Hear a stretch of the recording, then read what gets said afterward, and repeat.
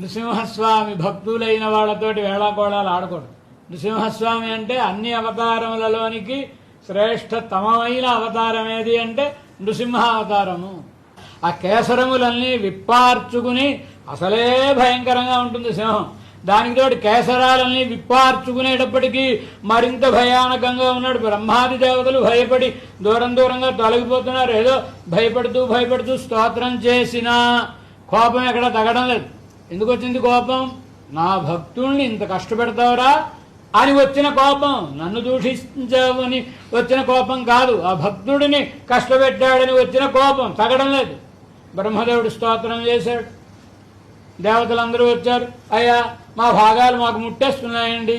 మరి హిరణ్యకశిపుడు మరణించిన దగ్గర నుంచి ఎవరి వాటాలు వాళ్ళకి ముట్టేస్తున్నాయి కనుక అయ్యా మా యొక్క భాగములన్నీ మాకు వచ్చేసాయండి, నమస్కారం పెట్టారు. పరమశివుడు స్వామి ఏమిటి కోపం? ఎప్పుడో యుగాంతంలో కోపకాలో యుగాంతస్తే, ఎప్పుడో ప్రళయకాలంలో రావాలి నీకు ఇంత కోపం. హతోయం అసురో అర్భక అల్పక.